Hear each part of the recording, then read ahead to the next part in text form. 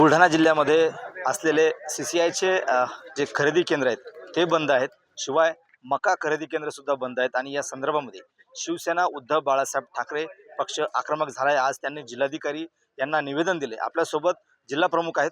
भाऊ, काय सांगाल? जिल्ह्यातले जे काही शासकीय हमीभाव केंद्र आहेत ते बंद आहेत, काय भूमिका असणार आहे? आमची भूमिका अशी असणार आहे की शेतकऱ्याच्या घरातला शेवटचा दाणा संपेपर्यंत नाफेडचे सेंटर ही सुरू राहिली पाहिजेत. दरम्यानच्या काळामध्ये काही व्यापाऱ्यांना हा धंदाच केला होता.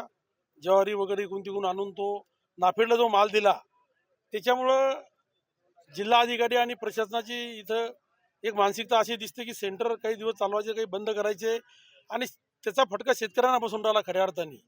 काही प्रमाणामध्ये काही व्यापाऱ्यांनी तो धंदा केला मागच्या काळात, ज्वारी बाहेर जिल्ह्यातून आणून इथं दिली.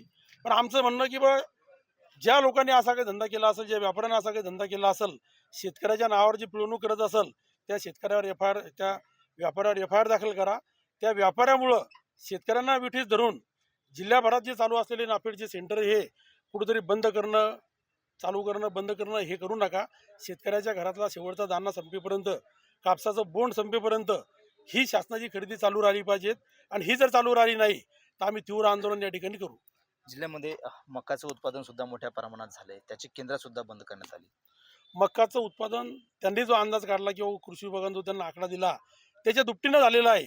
आणि ते काहीतरी 10% 5% खरेदी केली आणि बंद करतात सेंटर आणि सांगतात आमचा कोटा पूर्ण झाला, गोडाऊन नाही, जागा नाही. ही शासनाची जबाबदारी आहे. गोडाऊन उपलब्ध करून द्यायची, जागा उपलब्ध करून द्यायची. जे काही उद्दिष्ट आहे ते पूर्ण झालं पाहिजेत आणि ते उद्दिष्ट पूर्ण होईपर्यंत आम्ही यांना सोडणार नाही. पण आता तुम्ही मागणी केली आहे प्रशासनाकडे चालू करा म्हणून केंद्र, पुढचं पाऊल काय असणार? जर हे सेंटर चालू झाले नाही तर शेतकऱ्याच्या वतीनं आम्ही जिल्ह्याचा मोठा मोर्चा या जिल्हाधिकारी कार्यालयावर काढू आणि यांना शेतकऱ्याचा माल घेण्यासाठी भाग पाडू. नक्कीच. तर हे होते जिल्हा प्रमुख जालेंद्र भागवत. कॅमेरामन निलेश देशमुखचा गणेश सोळंकी, TV9 मराठी, बुलढाणा.